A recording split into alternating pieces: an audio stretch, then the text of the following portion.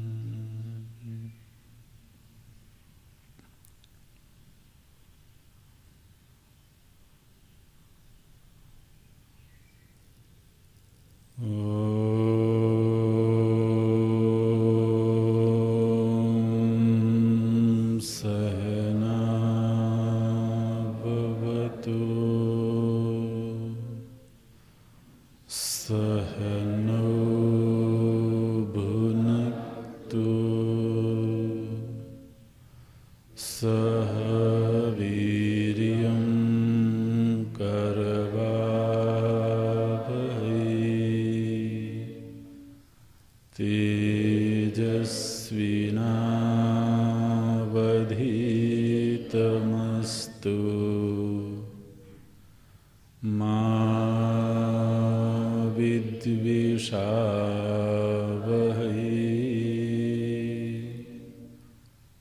ॐ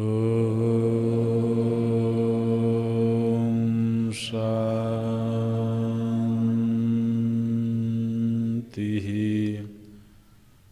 शान्तिः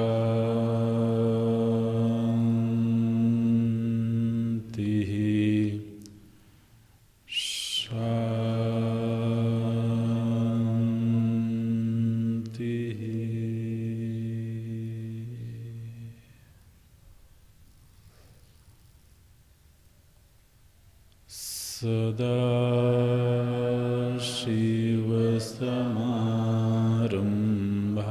सदाशिवसमारम्भाम् शङ्कराचार्यमध्यमाम्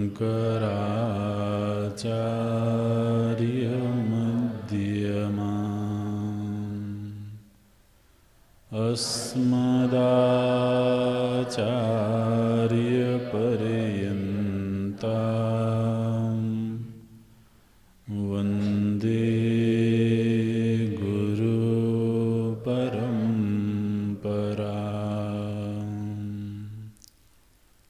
शङ्करं शङ्कराचार्यं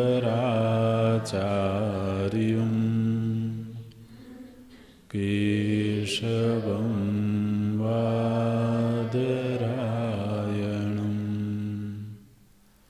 सूत्रभाष्यकृतौ वन्दे भगवन्तौ पुनः पुनः। भगवन्तौ पुनः पुनः।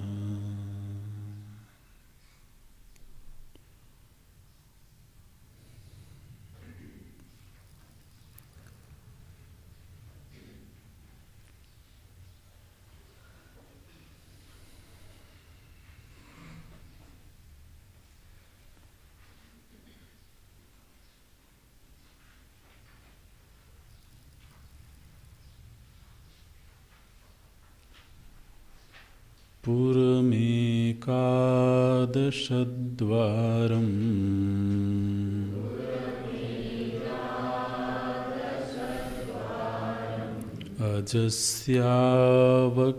अजस्यावक्रचेतसः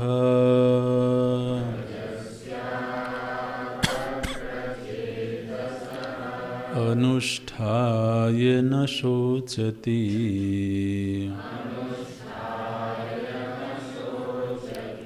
विमुक्तश्च विमुच्यते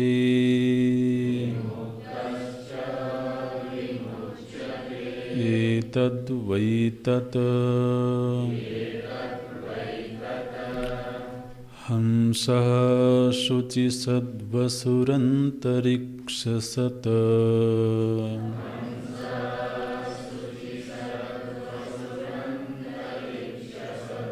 होता वेदिषद् अतिथिर्दुरोणसत्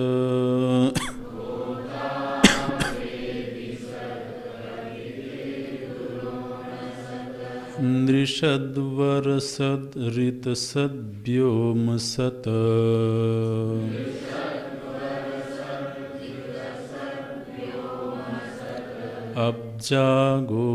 अब्जागोजारितजा अद्रिजारितं बृहत्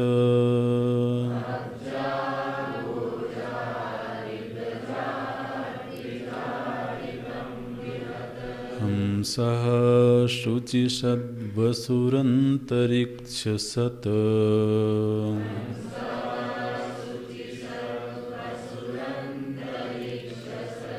होता वेदिषद् अतिथिर्दुरोणसत्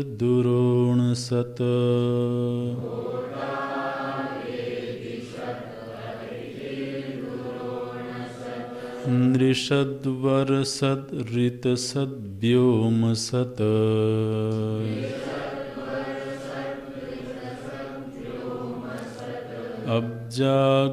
अब्जागोजारितजा अद्रिजारितं बृहत्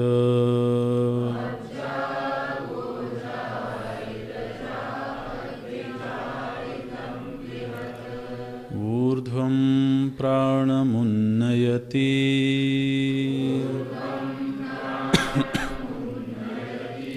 अपानं प्रत्यगस्यति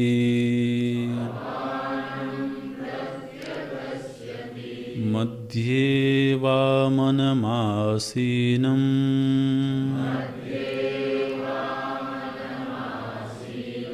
विश्वे देवा उपासते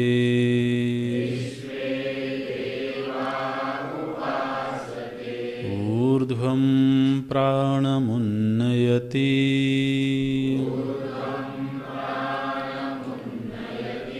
अपानं प्रत्यगस्यति मध्ये वामनमासीनं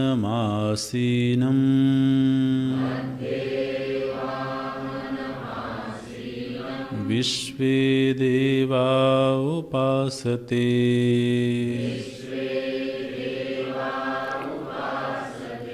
अस्य विस्रंसमानस्य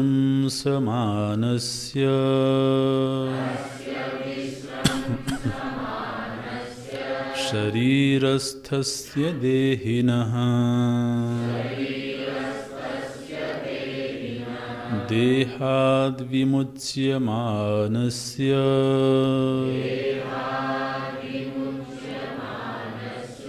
किमत्र परिशिष्यते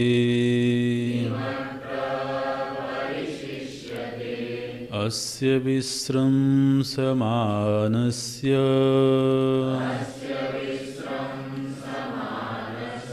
शरीरस्थस्य देहिनः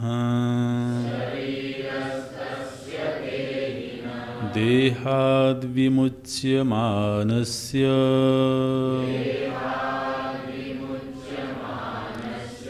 किमत्र परिशिष्यते एतद्वै तत् आत्मनः स्वरूपाधिगमे लिङ्गमुच्यते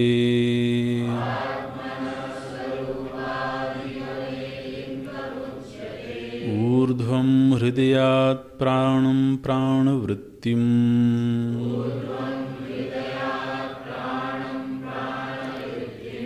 वायुम् उन्नयति ऊर्ध्वं गमयति तथा अपानं प्रत्यक अधः अस्यति क्षिपति य इति वाक्यशेषः तं मध्ये हृदयपुण्डरीकाकाशे आसीनम्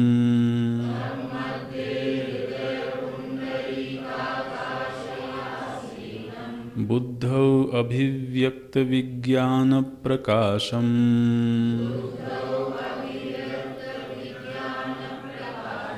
वामनं संभजनीयम् विश्वे सर्वे देवाः चक्षुरादयः प्राणाः रूपादिविज्ञानं बलिम् उपाहरन्तः विष इव राजानम् उपासते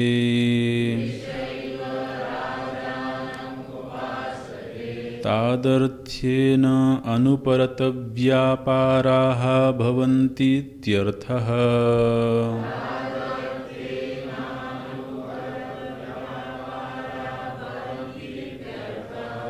यदर्था यत्प्रयुक्ताश्च सर्वे वायुकरणव्यापाराः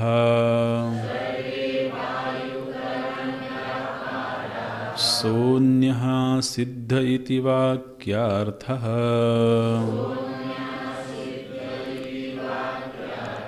किञ्च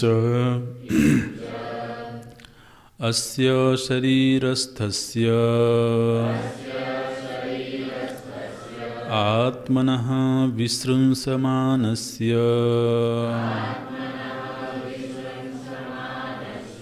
अवसृंसमानस्य भ्रंशमानस्य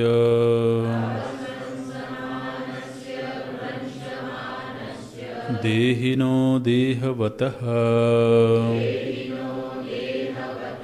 विसृंसन शब्दार्थमाह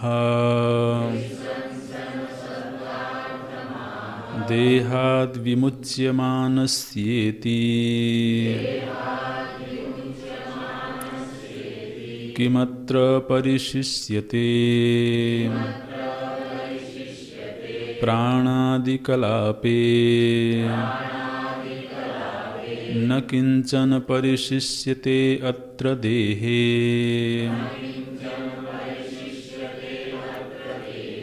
पुरस्वामिनो विद्रवण इव पुरवासिनां यस्यात्मनोपगमे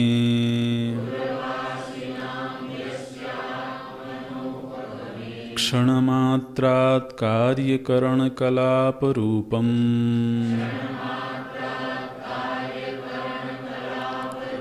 सर्वमिदं हतबलं विध्वस्तं भवति विनष्टं भवति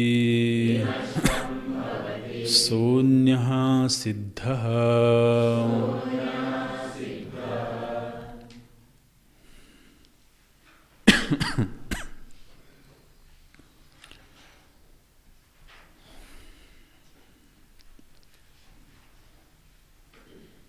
प्रथम मंत्र में इस शरीरांतरवर्ती आत्मचेतना के ध्यान का संकेत किया गया। द्वितीय मंत्र में सर्वात्म भाव का ध्यान करना चाहिए, इसके लिए कुछ आलंबन दिए गए। तो शास्त्रों में परमात्मा की सर्वव्यापकता सिद्ध है, लेकिन उस सर्वव्यापकता का ध्यान कैसे करें, उस ध्यान की प्रक्रिया क्या है, तो उसके लिए कुछ आलंबन दिए जाते हैं। तो सृष्टि में जो कुछ विलक्षण पदार्थ हैं, कुछ दिव्य चीज़ें हैं, उनका आलंबन लेकर के तो परमात्मा का ध्यान करना चाहिए। इसी को विभूति योग बोलते हैं। और गीता जी में प्रभु जी ने विभूति योग का विस्तृत प्रसंग प्रस्तुत किया। उसका प्रयोजन यही है कि चूँकि हर जगह परमात्मा बुद्धि आरंभ में बनाना मुश्किल होता है, तो कम से कम सृष्टि में कुछ ऐसी वस्तुएं जो विलक्षण हैं, जिनमें दिव्यता दिखाई देती है, जिनमें सात्विकता दिखाई देती है, ऐसे आलंबनों के सहारे उस परमात्मा की उपस्थिति का एहसास करना, तो ये श्रुति सम्मत साधन पद्धति है। ये जो द्वितीय मंत्र है, ये आप समझिए कि विभूति योग है। तो कुछ आलंबन देती हैं श्रुति। वायु, जो विशाल वायु अंतरिक्ष में विचरण कर रही है, उस वायु को की विशालता को देखते हुए उस परमात्मा की उपस्थिति का एहसास करना। अग्नि में जो तेजस्विता है, आकाश में जो व्यापकता है, पृथ्वी में जो धारण सामर्थ्य है, तो पांचों ही महाभूतों का संकेत है इस मंत्र में। फिर जल में जो रस तत्व है, तो इस तरह से जो विशिष्ट सामर्थ्य दिखाई देती हैं सृष्टि के विविध आयामों में। फिर पर्वतों से उत्पन्न होने वाली जो वस्तुएं हैं, जिनमें जैसे गंगा जी हैं, तो साक्षात ब्रह्मद्रवा हैं, उनको देख करके परमात्मा का ध्यान करना। तो यहाँ पर सूत्र रूप में श्रुति बताती हैं। भगवान इसी विषय का फिर गीता जी के 10वें अध्याय में विस्तार करते हैं। तो ये आलंबन है एक साधक के लिए कि वो इन चीज़ों में परमात्मा का ध्यान करे। गीता जी में फिर विस्तार हो जाता है। सागर की विशालता को देखते हुए वृक्षों में अश्वत्थ वृक्ष की जो विशालता है, उसका सौंदर्य है, उसमें तो मनुष्यों में, पुरुषों में जो पौरुष है, स्त्रियों में जो लज्जा आदि गुण हैं, तो ये सब विभूति का वर्णन भगवान करते हैं। वेद में, सद्गुरु में तो उस परमात्मा की उपस्थिति का ध्यान करना, इन्हीं आलंबनों के सहारे साधक सर्वात्म भाव की ओर अपनी वृत्ति ले जाता है। तो आरंभिक अभ्यास ऐसा होता है, धीरे धीरे ये अभ्यास सिद्ध हो जाए और फिर वेदांत श्रवण होवे तो वो सर्वाधिष्ठान है, ये बात फिर पुष्ट होती है। तो इस अर्थ में ये मंत्र देखना चाहिए। श्रुति कहती हैं कि अग्नि में जो तेजस्विता है, होता का नाम लेती हैं। वेदी सत अतिथिर दुरोण सत, तो अतिथि के रूप में जो संत आते हैं, ब्राह्मण आते हैं, विद्वान आते हैं, तो वो मानो कि उस गृहस्थ के ऊपर उपकार करने के लिए आते हैं। घर में किसी संत का आगमन, किसी ब्राह्मण विद्वान का आगमन, ये उस गृहस्थ के लिए लाभ की बात है।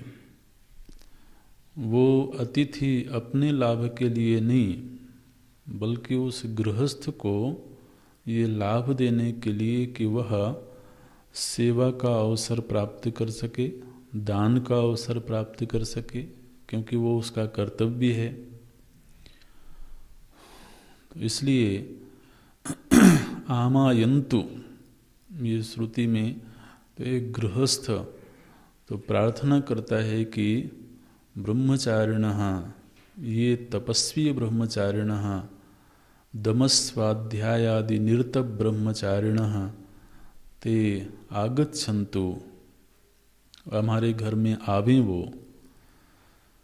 तो इस तरह से अतिथि के रूप में भी वो परमात्मा का ध्यान किया जाए। निंद्रिसत, वर्षत, ऋतसत, व्योमसत, तो इन सब जगहों पर जहाँ दिव्यता दिखाई देती है वहाँ परमात्मा की उपस्थिति। और स्वयं भगवान ये बात बोलते हैं, यद्यद विभूति मत सत्वम श्रीमदूर्जित मेव वा तत्तदेवावगच्छत्वम मम तेजोंश संभवम। जहाँ कुछ विलक्षणता दिखाई देती है वो मेरी ही विभूति है, मेरे ही तेज से वो प्रकट हुआ है। तो विभूति योग का एक प्रयोजन है, सर्वात्म भाव की सिद्धि होनी है, लेकिन वो पहले सात्विक वस्तुओं में हो, फिर राजसिक वस्तुओं में हो, फिर तामसिक वस्तुओं में भी हो जाएगी। क्योंकि सृष्टि में चाहे वस्तु कैसी भी हो, सर्व का अधिष्ठान तो एक ही परमात्मा है। तो ये एक आलंबन श्रुति ने दिया।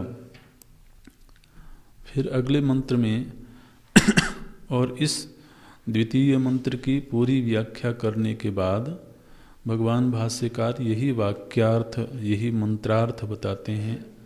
सर्वव्यापी एक एव आत्मा, एक ही आत्मा सर्वव्यापी है। जगतः न आत्मभेद इति मंत्रार्थः। तो मंत्र का अर्थ यही है कि आत्मा में भेद करके नहीं देखना चाहिए।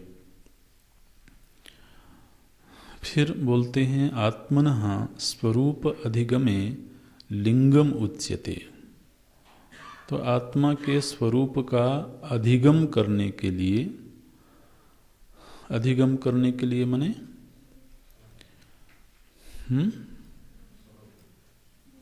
उसको प्राप्त करने के लिए, अधिगम करना माने प्राप्त करना। तो जब अधि उपसर्ग लगता है तो वो प्राप्ति के अर्थ में होता है, जब अव उपसर्ग लगता है तो वो जानने के अर्थ में होता है। जैसे अवगम, तो वो जानने के अर्थ में होगा। तो गत्यर्थक जो भी धातुएं हैं वो प्राप्त करने के अर्थ में, जानने के अर्थ में और जाने के अर्थ में। गच्छति तो जाने के अर्थ में हो गया, गम में ही तो अव उपसर्ग लग गया अवगम, तो वो जानने के अर्थ में हुआ। और अधिगम, अधि उपसर्ग लग जाने से वो प्राप्त करने के अर्थ में होता है। तो स्वरूप अधिगमे, स्वरूप की प्राप्ति में कोई लिंग चाहिए, कोई चिन्ह चाहिए। तो अब पुनः शरीरांतरवर्ती तो आलंबन श्रुति दे रही हैं। हमारे ही शरीर के मध्य भाग में उस परमात्मा का ध्यान करना है, उसकी उपस्थिति का ध्यान करना, तो उसके लिए वो एक लिंग बताती हैं, एक चिन्ह बताती हैं। सावधानी से मंत्र को देखेंगे। बोलती हैं ऊर्ध्वं प्राणम उन्नयति। प्राणम ऊर्ध्वम उन्नयति। जो, यहाँ पर जो लाना पड़ेगा अलग से, यह प्राणम ऊर्ध्वम उन्नयति, जो प्राण को ऊपर की ओर उठाता है। अच्छा, फिर जो अपानम प्रत्यक अस्यति, और जो अपान को नीचे की ओर ले जाता है। अस्यति असक्षेपणे, तो जो प्राण को ऊपर की ओर उठाता है और अपान को, अपान वायु को नीचे की ओर ले जाता है।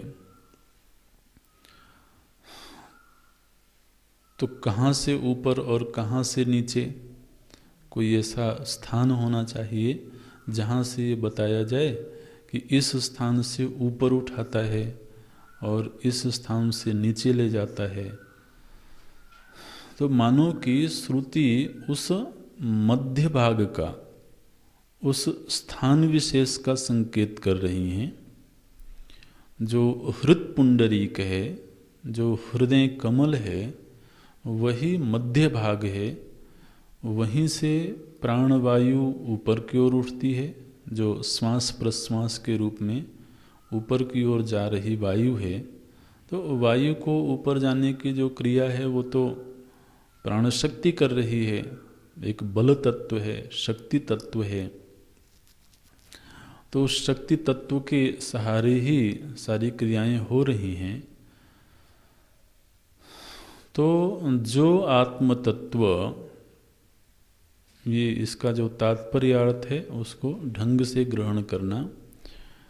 श्रुति क्या कह रही है? जो आत्म तत्व प्राण वायु को ऊपर की ओर ले जाता है। अब आत्म तत्व में कोई ऐसी क्रिया नहीं हो रही है,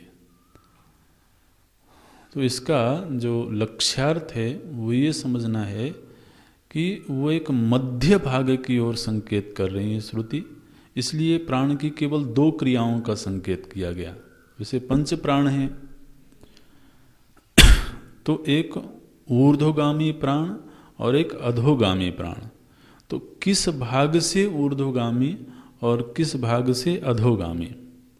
तो वो जो मध्य भाग है, हृत्पुंडरीक है, वहाँ पर साधक की दृष्टि टिकनी चाहिए। वहाँ पर साधक का ध्यान एकाग्र होना चाहिए। ये संकेत इस मंत्र में श्रुति दे रही हैं। भगवान भाष्यकार बोलते हैं ऊर्ध्वम, ऊर्ध्वम कस्मात् ऊर्ध्वम, बोलते हैं हृदयात्। तो हृदय से ऊपर की ओर, हृदयात् प्राणम प्राणवृत्तिम वायुम उन्नयति। तो प्राण रूप जो वायु है, ध्यान रखें, प्राण शक्ति नहीं, शक्ति तो पूरे शरीर में व्याप्त एक तत्व है, शक्ति तत्व है जिसको प्राण बोलते हैं। यहाँ पर वायु की बात कर रही है। तो वायुम प्राणवृत्तिम वायुम उन्नयति, उन्नयति ऊर्ध्वम गमयति, ऊपर की ओर उठाता है, ऊपर की ओर ले जाता है।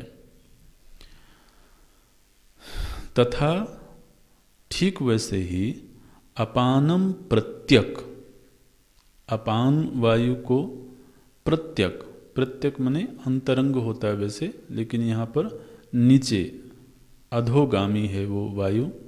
प्रत्यक अधः, प्रत्यक शब्द श्रुति का है, भगवान भाष्यकार अर्थ करते हैं अधः। अस्यति, अस धातु होती है किसी चीज को फेंकने के अर्थ में, तो बोलते हैं अस्यति क्षिपति, तो जो नीचे की ओर फेंकता है मानव की। तो जो अधोगामी वायु है, विसर्जन आदि की क्रिया होती है जिससे, तो उसको क्षिपति, यह इति वाक्य शेषः, यह का अध्याहार करना चाहिए। तो श्रुति में नहीं है, तो कर्ता के लिए कोई शब्द नहीं दिया गया श्रुति में, तो भगवान भाष्यकार कहते हैं इस शब्द का अध्याहार कर लेना चाहिए। तो वाक्य क्या बनेगा? यह तो प्राणम ऊर्ध्वम उन्नयति, फिर यह अपानम प्रत्यक अस्यति, कुत्र स्थित्वा, कहाँ बैठ करके? तो हृदये, तम मध्य, देखिए उस मध्य भाग की ओर संकेत कर रही है श्रुति। ये तात्पर्यार्थ भगवान भाष्यकार बताते हैं। तम मध्य हृदय पुंडरीकाकाशे आसीनम, श्रुति में आगे शब्द है मध्य वामनम आसीनम, तो मध्य आसीनम, मध्य में आसीन है, मध्य में विराजमान है। मध्य में माने किस, कहाँ मध्य में? बोलते हैं हृत पुंडरीकाकाशे आसीनम, जो हृदय रूपी कमल है, उस कमल का जो मध्य भाग है, जो हृदयाकाश है। तो ध्यान रखें, आकाश बताना प्रयोजन नहीं है। माने कोई कहीं रह रहा है, तो रह रहा है तो निश्चित रूप से वो किसी स्थान में ही होगा, तो इसलिए आकाश शब्द का संकेत किया जाता है।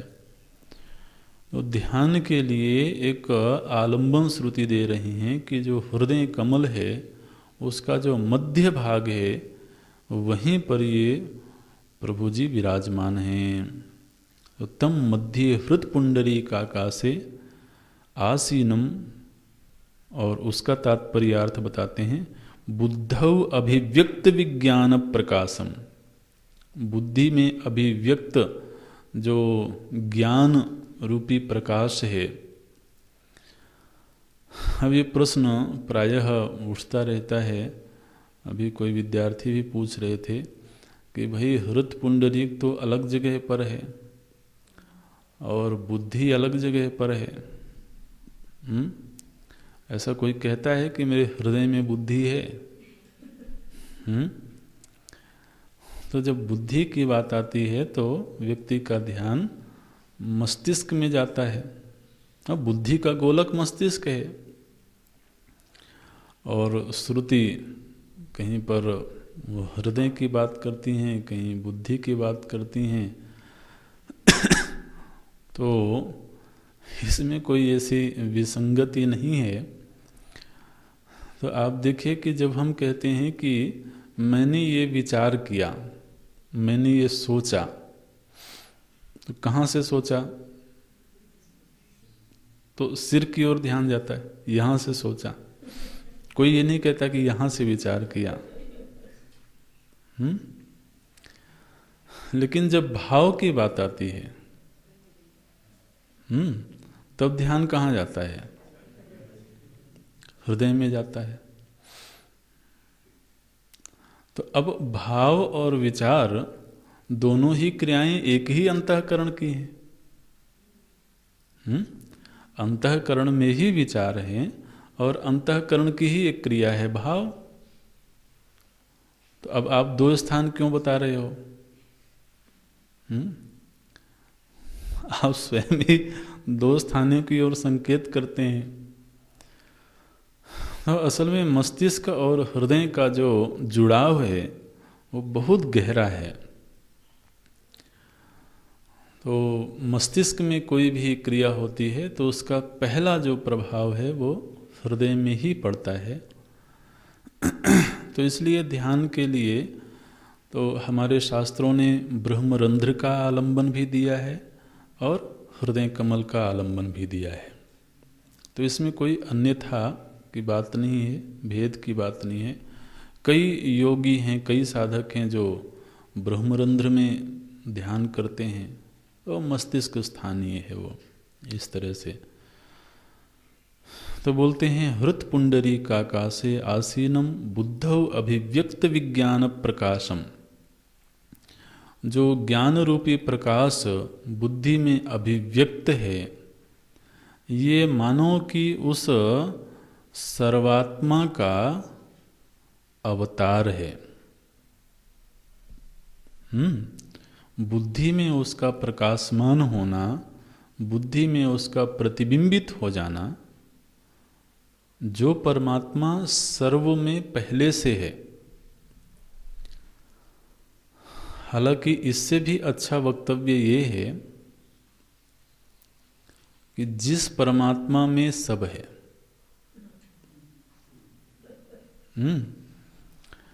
तो प्रायः ये वाक्य आरंभ के वाक्य हैं, ये कहा जाता है कि सभी में परमात्मा है। ये परमार्थ दृष्टि से पूरा सही वाक्य नहीं है। माने स्वप्न में मैं हूं या मुझ में स्वप्न है? भाई उचित वाक्य तो यही है। तो इसी तरह से सृष्टि परमात्मा में है, ये वाक्य ज़्यादा सटीक होगा। लेकिन आरंभ में बोला जाता है कि सभी में परमात्मा है, सर्वव्यापक परमात्मा है। तो यह सर्व जिस परमात्मा में है, वही परम आत्मा बुद्धि में अभिव्यक्त हुआ, ये मानो कि उस परब्रह्म का अवतार है। इस अवतार का नाम क्या रखना चाहिए? श्रुति ने कहा भगवान वामन। तो ये वामन अवतार है। देखिए श्रुति का शब्द है मध्ये वामनम आसीनम। वामन के रूप में वो हृत पुंडरीक में विराजमान हैं। तो अब देखिए वामन भगवान का यहाँ अवतार हो गया। सभी के हृदय में अवतार है।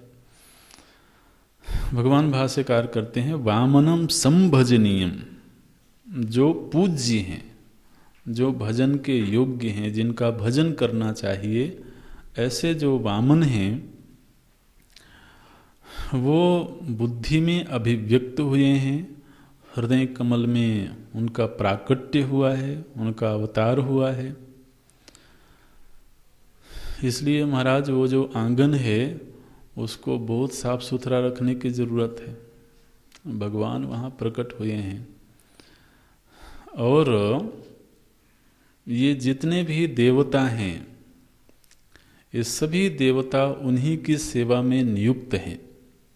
श्रुति ने क्या कहा? विश्वे देवा उपासते। विश्वे, विश्वे माने सर्वे। विश्व शब्द का एक अर्थ होता है सर्व। तो सभी देवता उसी हृत पुंडरीक में विराजमान। अब देखिए ये तो श्रुति के सिद्धांत हैं, इन्हीं का फिर पुराणों में विस्तार हुआ। तो एक कमल बनाया गया और उस कमल में भगवान विराजमान हैं और सभी देवता, सभी दैवी शक्तियाँ उनकी अहर्निश सेवा में, सेवा शुश्रूषा में नियुक्त हैं। तो ये तो समष्टि में तो ये स्थिति होती है। अध्यात्म की क्या स्थिति है? ये अध्यात्म का प्रसंग चल रहा है। अधिदैव में वो एक कल्पना की जाती है, वो यथार्थ है। यहाँ अध्यात्म में क्या होता है? बोले हृदय कमल में जो ज्ञान रूपी प्रकाश के रूप में जो वामन भगवान का अवतार हुआ है, उनकी सेवा में समस्त देवता नियुक्त हैं। सर्वे देवा उपासते। यहाँ देवता कौन हैं? समस्त इंद्रियां। इंद्रियों के रूप में जो इस कार्यकरण संघात में विराजमान देवता हैं, ये सारे के सारे देवता महाराज उन्हीं की सेवा में लगे हुए हैं। बोलते हैं विश्वे सर्वे देवाश्च। सर्वे देवाः, देवाः का अर्थ करते हैं चक्षु आदयः प्राणाः। तो चक्षु आदि जो प्राण शक्तियां हैं, ये सारी इंद्रियां शक्ति तत्व हैं, सामर्थ्य विशिष्ट हैं। तो विशिष्ट विशिष्ट सामर्थ्य के रूप में जो ये देवता हैं, ये सब क्या कर रहे हैं? बोले ये अपना अपना विषय लेके आते हैं बाहर से, और वामन भगवान के चरणों में समर्पित करते हैं। बलिम उपाहरंतः, बलिम उपाहरंतः, उनको बलि लाला करके दे रहे हैं। क्या बलि ला के दे रहे हैं? बोले रूप आदि विज्ञानम, तो नेत्र इंद्रिय रूप लेकर के आती है, कर्ण इंद्रिय शब्द लेकर के आती हैं, रसना इंद्रिय खट्टे मीठे रस लेकर के आती हैं। और ये सब समर्पित किसको कर रहे हैं? ये सब वामन भगवान को समर्पित कर रहे हैं। तो रूप आदि विज्ञानम, रूप आदि जो विषयों का ज्ञान है, विज्ञानम माने रूप आदि जो विषय हैं उनका ज्ञान है। अब नेत्र इंद्रिय ने जब हिमालय का सौंदर्य देखा तो हिमालय को थोड़ी लेकर के आया, हिमालय का जो ज्ञान उसको प्राप्त हुआ, तो उस ज्ञान को लाकर के उसने प्रभु को समर्पित किया। तो जो नेत्र है महाराज, ये दो नेत्र क्या हैं? ये दोने हैं, ये बाहर जाते हैं, विचरण करते हैं, विविध तरह के रूप ग्रहण करते हैं, सौंदर्य, प्रकृति के सौंदर्य को ग्रहण करते हैं, दोने में भर के लाते हैं, और फिर जो हृदयस्थ प्रभु हैं उनके सामने समर्पित कर देते हैं। ऐसे कर्ण इंद्रिय है, शब्द देश में जाती है, शब्दों को ग्रहण करती है, या शब्द कर्ण इंद्रिय के पास आते हैं, कुछ भी कह सकते हैं, और फिर वो उस शब्द राशि को, शब्द के ज्ञान को ले जा कर के तो प्रभु के सामने समर्पित करती है। अब देखिए, इस दृष्टिकोण से भी एक रूपक बनाया गया। रसना इंद्रिय कहीं नहीं जाती है, तो रसना इंद्रिय के पास ही उसके विषय को लाना पड़ता है। ये अच्छा ही है महाराज, ये बहुत अच्छा है। अगर रसना इंद्रिय भी भ्रमण करने जाए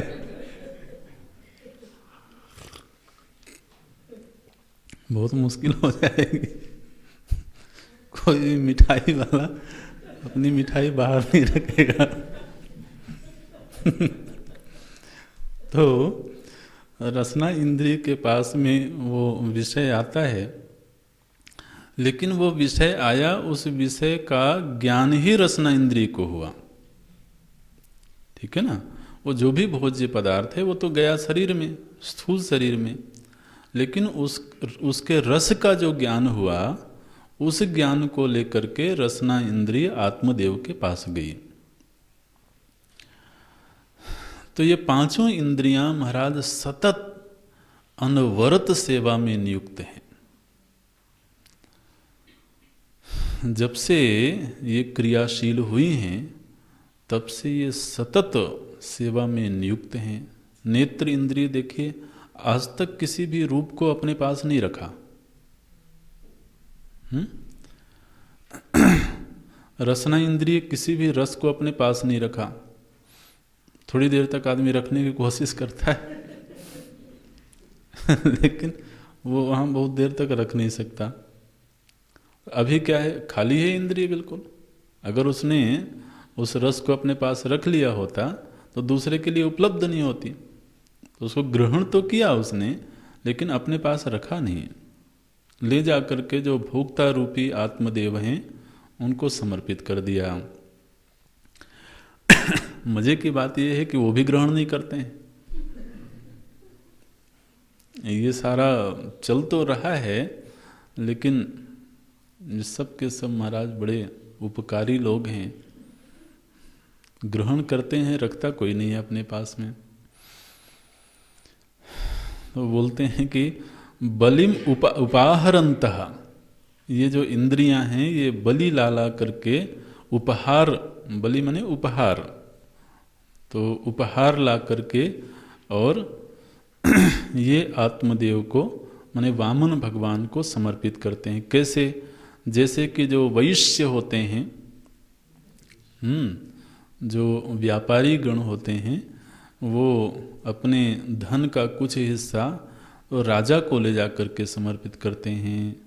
विष इव राजानम उपास्ते, जैसे विष, विष माने इसमें तालव्य सा है, ये ध्यान में रखना। मूर्धन्य सा नहीं करना।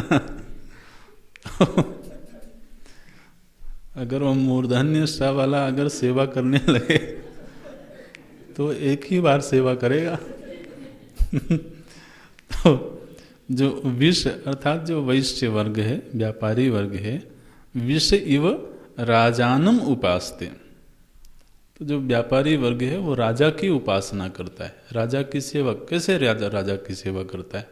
धन ले जाकर के समर्पित करता है, उपहार भेंट समर्पित करता है, उसी से राजकोष की वृद्धि होती है और देश की सुरक्षा आदि के कार्य होते हैं। तो देखिए वहाँ पर जो वैश्य वर्ग है वो धन ला करके देता है, राजा रखता है उसको राजकोष में, लेकिन वो धन राज्य के लिए होता है, राज्य का पोषण करने के लिए, संवर्धन करने के लिए। इसी तरह से इंद्रियां विविध तरह के तो उपहार लेकर के आती हैं, भोक्ता को देती हैं और उसी से जीवन संचालित होता है। तो इंद्रियों की जो क्रियाएं हैं मानो कि ये उपासना कर रही हैं आत्मदेव की, बलि लाला करके दे रही हैं।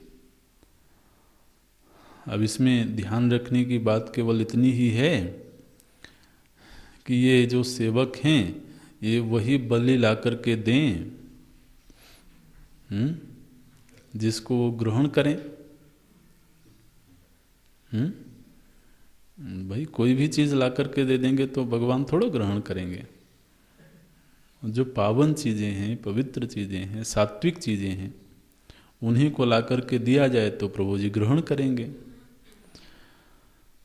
बोलते हैं विष इव राजानम उपास्ते तादर्थ्येन, बहुत सुंदर वाक्य है ये। बोलते हैं तादर्थ्येन अनुपरतव्यापाराः भवन्ति इत्यर्थः। ये जो इंद्रियां हैं महाराज, ये अपने व्यापार से कभी भी उपरत नहीं होती हैं। सुसुप्ति में तो उपरत हो गई, लेकिन सुसुप्ति के अलावा जो भी जागृत अवस्था है इसमें ये इंद्रियां सतत क्रियाशील रहती हैं। कभी भी ये अपने व्यापार को छोड़ती नहीं है। तो सतत अनुपरता, उपरत नहीं होती। किसके लिए? तादर्थेन, उसी आत्मदेव के लिए। तो आप देखिए जन्म से लेकर के मरण पर्यंत जब तक कि ये इंद्रियां स्वयं शिथिल न हो जाएं, ये इंद्रियां जब तक थक ना जाएं, तब तक ये सतत सेवा में नियुक्त हैं, क्रियाशील हैं। किसके लिए क्रियाशील हैं? बोले उसी आत्मदेव के लिए। अब वाक्यार्थ बताते हैं। यदर्था यत् प्रयुक्ताश्च सर्वे वायुकरण व्यापाराः, जिसके लिए, यहाँ पर दो बातें ध्यान देने की हैं। एक तो ये इंद्रियां जिसके लिए क्रियाशील हैं और जिसकी उपस्थिति में क्रियाशील हैं, ये स्वतंत्र नहीं है। वो उसी का बल पा करके, उसी का प्रकाश पा करके, तो यदर्था माने जिसके लिए, और यत् प्रयुक्ता, जिसके द्वारा प्रयुक्त हुई हैं, जिसके द्वारा ये प्रायोजित हुई हैं। कौन? सर्वे वायुकरण व्यापाराः, वह निश्चित रूप से इन सभी से अन्य होना चाहिए। क्या निष्पत्ति देते हैं? सह अन्य सिद्धा इति वाक्यार्थ। तो इसमें आप स्थूल शरीर भी ले लें तो स्थूल शरीर भी और सूक्ष्म शरीर भी, सारी इंद्रियां भी जिसके लिए और जिसके द्वारा प्रयुक्त होकर के ये सतत क्रियाशील हैं, निश्चित रूप से वह जो राजा है, वो जो वामन भगवान हैं, उनको इस कार्यकरण संघात से पृथक होना चाहिए, ये निर्णय हुआ। तो इस मंत्र में श्रुति ने ये आलंबन दिया कि हृत पुंडरीक में या बुद्धि में जो चेतना का प्रकाश है, उस प्रकाश के रूप में मानो कि ब्रह्म तत्व ही अवतरित हुआ है, प्रकट हुआ है, जिसको हम आज के दिन कर्ता भोक्ता जीव आदि कहते हैं। वो कोई और नहीं है बल्कि वो परम चेतना ही है, और उसी की सेवा में ये सारी इंद्रियां नियुक्त हैं। अब देखिए, उपासक जब उपासना करता है तो वो इन्हीं मंत्रों को कैसे भाषा देता है। आत्मा त्वं गिरिजामति, आगे सहचरा प्राणाः। तो जो प्राण है ये क्या है? बोले ये सहचर हैं। जो आत्मदेव हैं क्या हैं? बोले वो भगवान शिव हैं, भगवान महादेव हैं। आत्मा त्वम, शिव जी की उपासना में ये मंत्र बोला जाता है। आत्मा त्वम, आप कौन हैं प्रभु? बोले आप आत्मदेव हैं। बुद्धि क्या है? बोले वो आपकी अर्धांगिनी है, माता पार्वती है। आत्मा त्वं गिरिजामति सहचराः प्राणाः शरीरम गृहम। ये जो शरीर है यही आपका घर है। घर है माने मंदिर है। आगे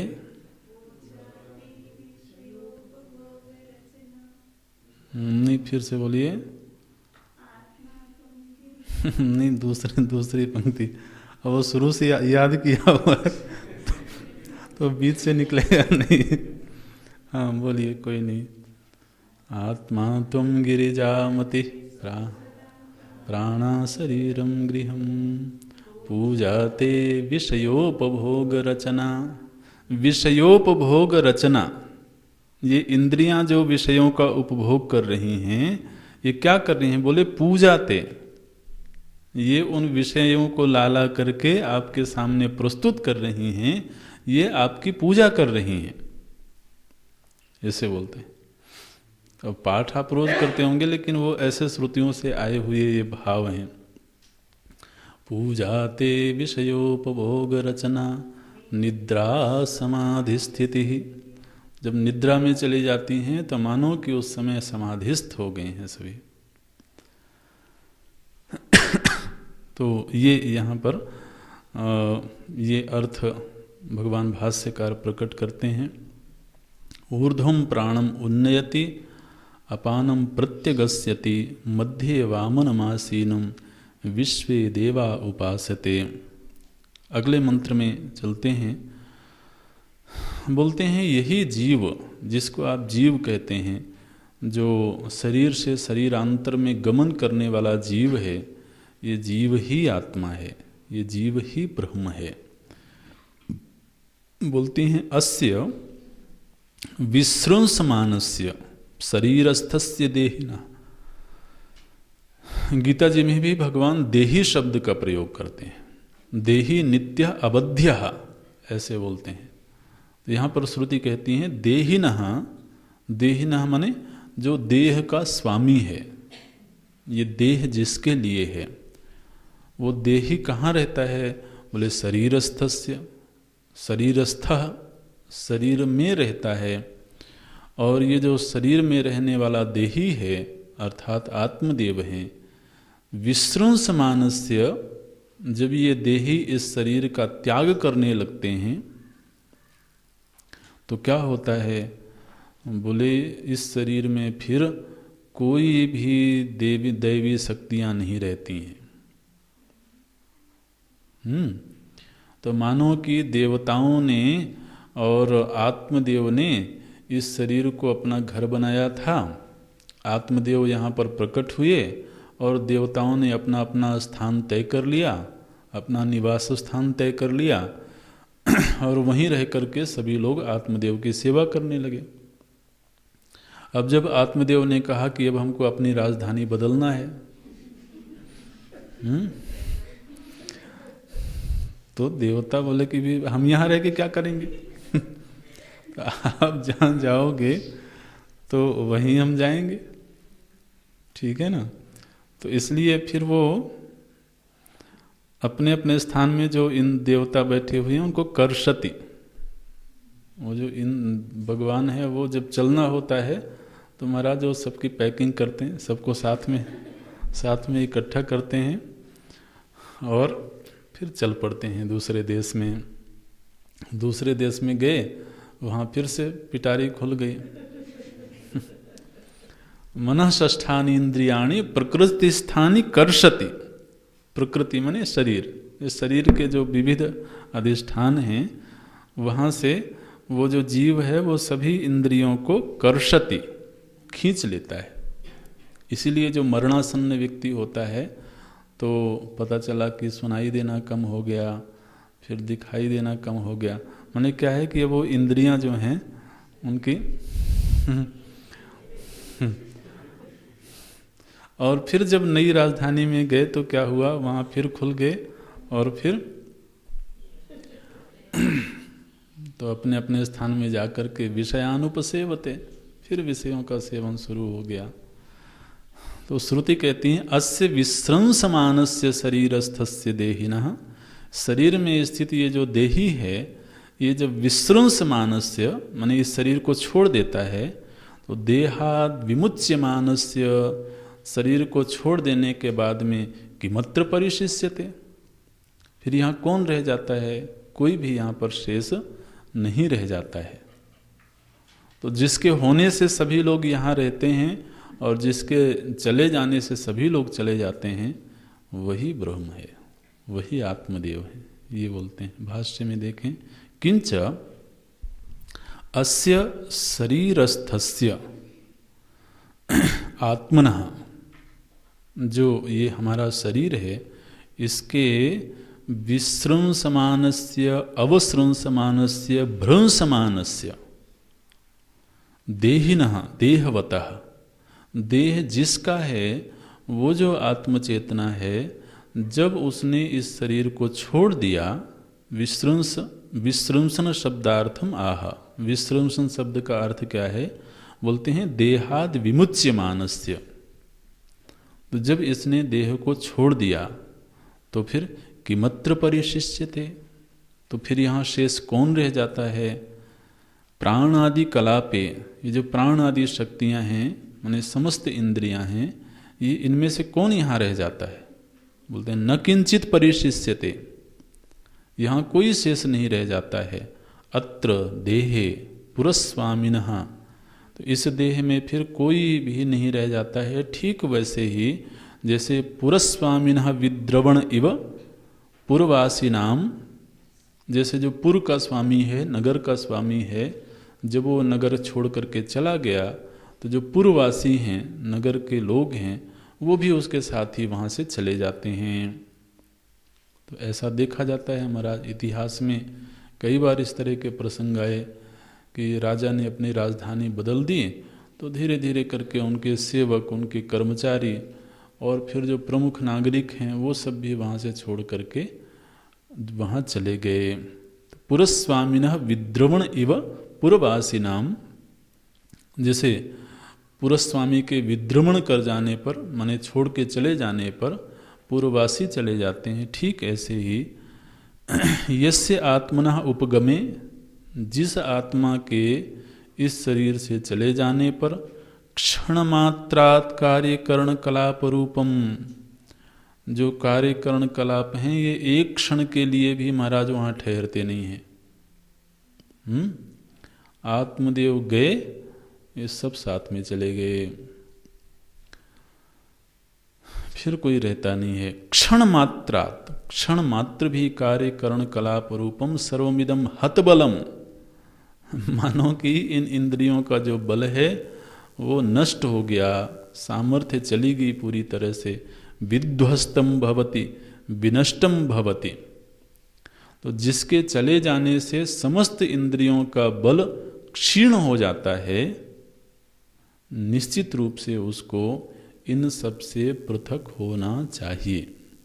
अर्थ वही कर रहे हैं, सह अन्य सिद्ध, उसको इस कार्यकरण से पृथक होना चाहिए।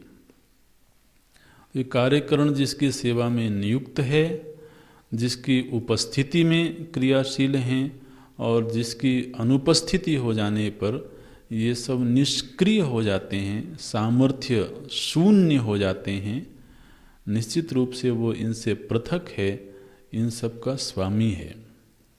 और यहाँ पर बिल्कुल कोई काल्पनिक बात श्रुति नहीं करती हैं, हमारे अनुभव की जो बात है, जिसको हम आज के दिन अहम के रूप में अनुभव कर रहे हैं, वही पुरस्वामी हैं, वही इंद्रियों के अधिष्ठाता हैं और इंद्रियों की सारी क्रियाएं उन्हीं के लिए समर्पित हैं। वो हैं कहाँ? मध्य, शरीर के मध्य भाग में वो आसीन हैं। इस रूप में उनका ध्यान करना चाहिए। जो प्रथम इसके पूर्व का मंत्र है, तीसरा मंत्र, उसमें ये बताना प्रयोजन नहीं है कि वो आत्मदेव प्राण को ऊपर ले जा रहे हैं या नीचे ले जा रहे हैं। प्रयोजन केवल इतना है कि वो मध्य भाग में स्थित हैं। जिस मध्य भाग से प्राण शक्ति ऊपर जा रही है या अपान शक्ति नीचे जा रही है, उस मध्य भाग में हृत्पुंडरीक में ही वामन भगवान तो प्रकट हैं। उसी स्थान पर उनका ध्यान करना चाहिए। ओम।